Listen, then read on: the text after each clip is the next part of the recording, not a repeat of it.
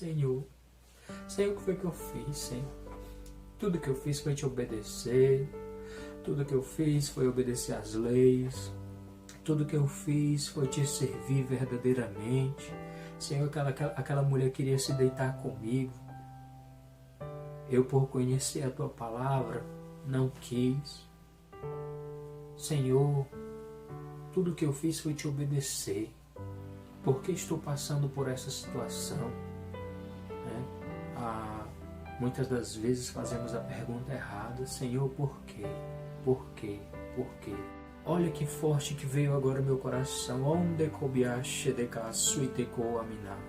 Te catubia salamá, propanto calabás. Olha o que vem agora no meu coração.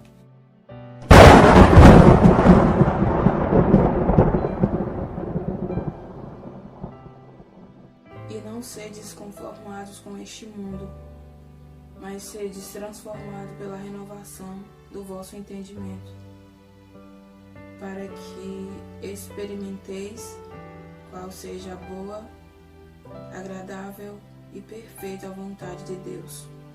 Louvado seja o nome do Senhor Jesus. Hoje, durante a tarde, meditando a palavra de Deus, o Espírito Santo me deu este tema profundo, linda mensagem, onde o tema é: aceite a vontade de Deus. Tenta se colocar na situação de Abraão. Imagina você, Deus falando com você: sai da tua terra, sai da tua parentela, para a terra que ainda eu vou te mostrar. Farei de ti uma grande nação. Tenta se colocar na situação de Abraão. Porque Abraão é chamado o pai da fé, porque ele creu. A família de Abraão era uma família idólatra. Mesmo assim, ele creu no Senhor. Ele creu naquele Deus poderoso que estava falando com ele, né? Abraão, sai da tua terra, da terra da tua parentela. Imagina, isso não é nada mais, nada menos do que abandonar tudo. Amigos, família, parênteses, o local, né? Todos nós sabemos, quando estamos habituados em um local, dificilmente gostamos de sair dali, né? Dificilmente você vai ouvir uma pessoa que diga assim: olha, eu gosto tanto de se mudar, de estar saindo de um lugar para o outro. Eu moro aqui numa cidade, agora eu estou ali em outra cidade. Abraão, sai da tua terra para a terra que eu vou te mostrar. O Senhor ainda ia mostrar a terra para ele. Farei de ti uma grande nação. Abraão aceitou a vontade de Deus. Agora navegue conosco um pouco mais adiante, um pouco mais à frente. Abraão já feliz, Sara, que não podia ter filhos, tem Isaac, tem o seu filho Isaac, né? E Deus pede Isaac: Abraão, me dá o Isaac para mim, sacrifica Isaac para mim. Abraão aceitou a vontade de Deus e obedeceu, porque Deus tinha feito uma promessa para ele. Abraão cria que Deus, o Deus que pediu Isaac, era poderoso para ressuscitá-lo ali. Por isso ele aceitou a vontade de Deus e obedeceu. Mas aqui eu quero abrir um parêntese, né, para uma observação de que Deus, em nenhum momento, ele quis o Isaac para ele. Ele queria Abraão de volta a sacrificar, porque Abraão, se você pesquisar, já estava há muito tempo sem oferecer sacrifícios para o Senhor, sem se sacrificar, sem buscar mais a presença do Senhor. Ora, Abraão já tinha tudo que ele queria, né? Uma família, Sara, que não podia ter filhos, que era estéril, teve filhos. Então Abraão já estava há muito tempo sem se aproximar do Senhor, sem sacrificar o Senhor. E o Senhor pede Isaac, pede Isaac. É como se Abraão tivesse colocado Isaac no lugar de Deus, e Deus, olhando do céu abaixo, é assim: pois então eu vou pedir Isaac para mim, eu vou pedir Isaac para mim. Mas o intuito de Deus nunca foi de querer que Abraão sacrificasse Isaac, e sim de querer que Abraão voltasse a sacrificar. Quem conhece a história sabe que mais adiante, quando Isaac pergunta: pai, onde está o cordeiro? Né? E Abraão diz: Deus proverá. E quando o Senhor, o anjo do Senhor, brada ali no momento em que vê que Abraão realmente iria executar o sacrifício, né, matar Isaac, e o anjo do Senhor brada ali a Abraão. Em seguida vemos que o cordeiro ali aparece para que Abraão volte a sacrificar para o Senhor. Louvado seja o nome do Senhor. Então Abraão ele não hesitou. Abraão ele obedeceu o Senhor, ele aceitou a vontade de Deus, que, como já vimos anteriormente, somente a vontade de Deus ela é boa, perfeita e agradável. O apóstolo Paulo, em uma de suas viagens missionárias, colocou em seu coração o intuito de ir pregar na Ásia, mas o Espírito Santo do Senhor o impediu. Paulo, porventura, desobedeceu o Senhor e foi? Não. Paulo aceitou a vontade de Deus, que é boa, perfeita e agradável, e não foi. O rei Davi, quando sabe por intermédio do profeta Natã que o seu ato de adultério teria consequências graves, incluindo a morte do seu fruto do adultério com Batseba, o profeta Natã deixa bem claro de que além da espada que não se apartaria da casa de Davi, né, que o filho dele que eles tiveram, certamente morrerá, certamente morreria, né?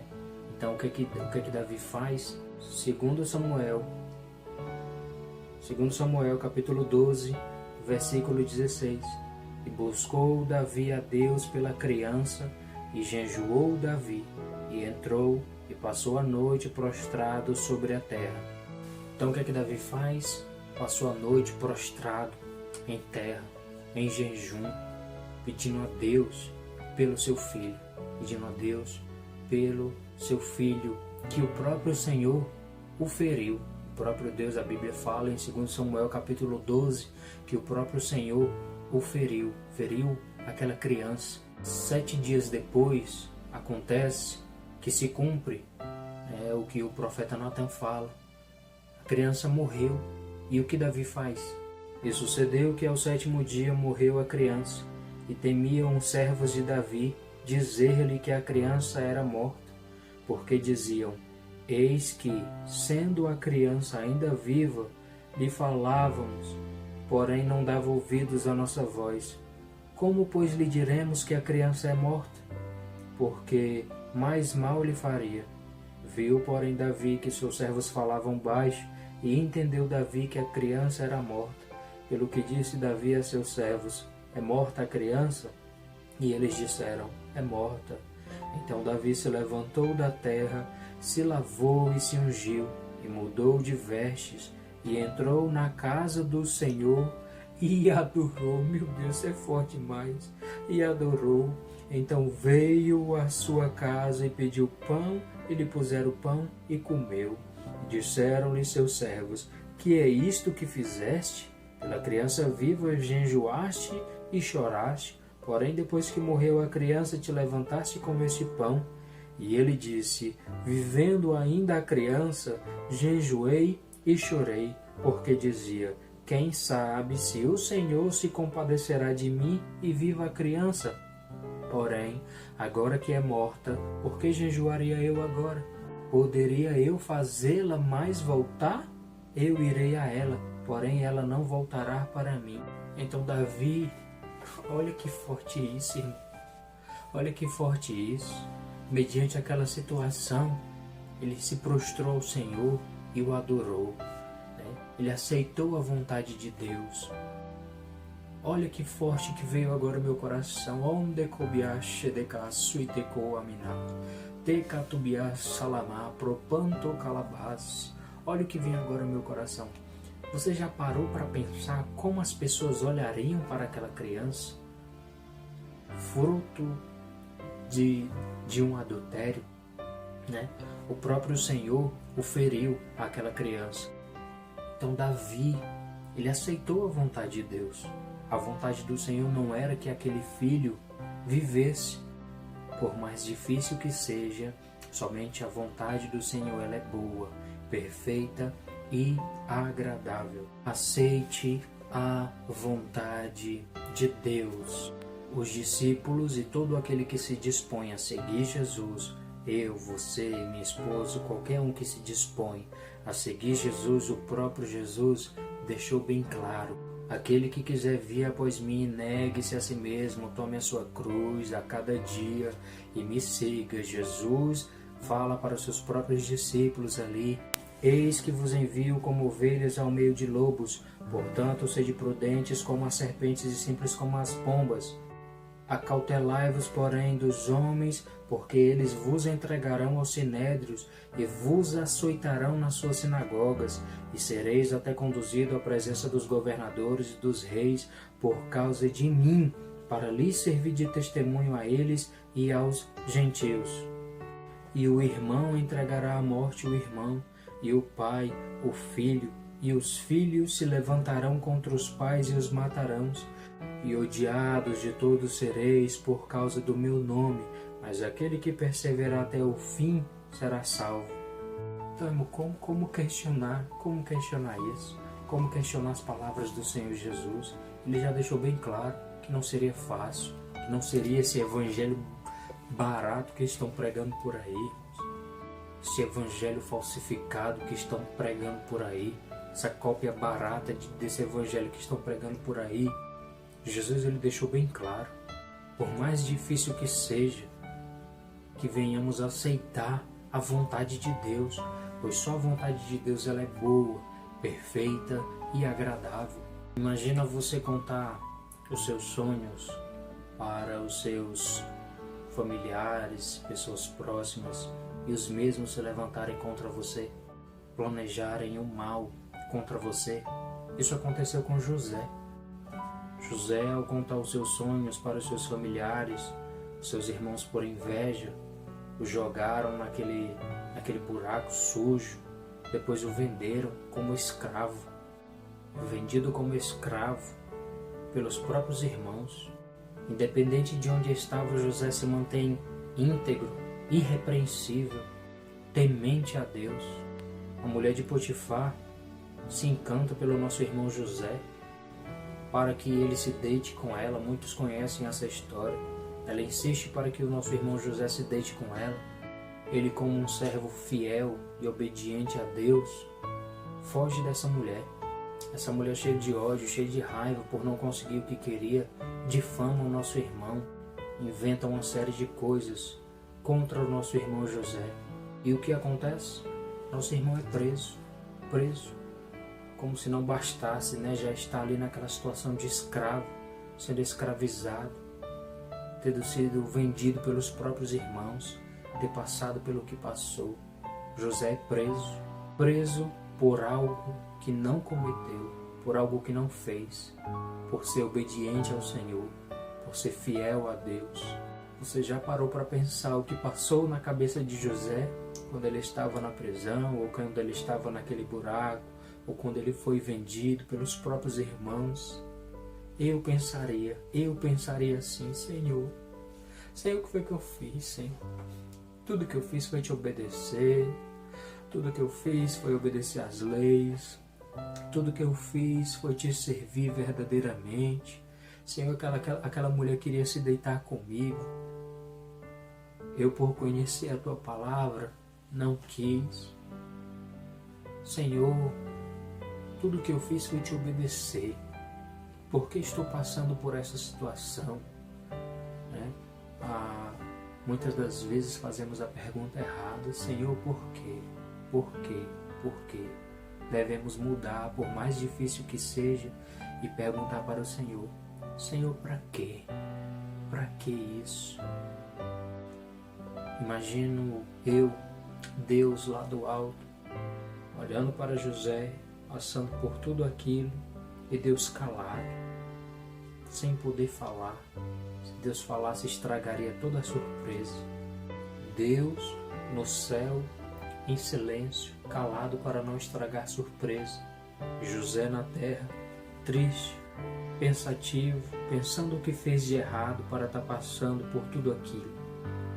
Já falei algumas vezes aqui no canal, existem grandes diferenças entre as consequências do pecado e as provações. Deus permitir que a gente passe por uma situação para nos moldar, para nos capacitar, ou no caso de José, para um bem maior. Você, meu irmão, minha irmã, não é o único que sofre. Você não é o único que sofre. Você não é o único que passa por luta, por provação. A palavra de Deus é bem clara. Jesus deixa bem claro isso. No mundo tereis aflições, mas tende bom ânimo, eu venci o mundo. A palavra de Deus nos fala em 1 Pedro, capítulo 5, versículo 6. Humilhai-vos, pois, debaixo da potente mão de Deus, para que a seu tempo vos exalte, lançando sobre ele toda a vossa ansiedade, porque ele tem cuidado de vós. Sede sóbrios, vigiai, porque o diabo, vosso adversário, anda em derredor, bramando como leão, buscando a quem possa tragar. Ao qual resisti firmes na fé, sabendo que as mesmas aflições se cumprem entre os vossos irmãos no mundo. Ao redor do mundo, irmãos e irmãs estão passando pelas mesmas aflições. A palavra é clara ao redor de todo mundo. Irmãos passam pelas mesmas aflições. Você não é o único que sofre. Você não é a única que tem problemas, que passa por dificuldades. Jesus nos deixa claro isso quando ele diz: no mundo tereis aflições, mas tende bom ânimo, porque eu venci o mundo. E para finalizarmos, me vem ao coração Jesus no Getsemane. Vocês já pararam para pensar? Jesus no Getsemane, falando com Deus, e Deus sem responder: Pai, se possível, passa de mim esse cálice, todavia seja feita a tua vontade. Glória a Deus, aleluia. Todavia seja feita a tua vontade. Jesus, como Filho de Deus, estava plenamente convicto e certo de que somente a vontade de Deus é boa, perfeita e agradável. Pai, se possível, passa de mim esse cálice, todavia seja feita a tua vontade. Amém? Amém. A paz do Senhor Jesus. Paz do Senhor.